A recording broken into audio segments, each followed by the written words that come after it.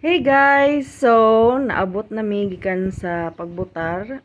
It's our first time to vote here in Talaytay. And pag-abot na mo, actually hapsay kayo.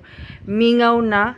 I voted around 3 o'clock in the afternoon. And I'm happy to say that when I arrived, nakabutar ko dayon. Wa na ko nag-wait. So, nindot kayo ako experience diri sa Taytay compared to mga busy na mga places like Lapu-Lapu City where I voted before.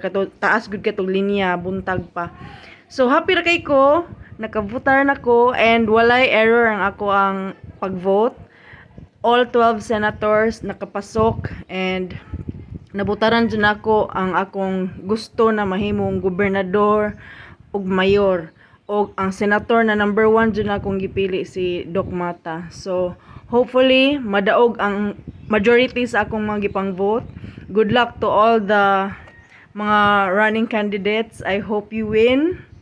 Prayers for the Philippines, and I hope we vote who is right for the position. Thank you so much for watching this video. Please share your experience sa inyong pagbotar karong adlaw sa comment section. Thank you so much, lovies. See you on my next vlog.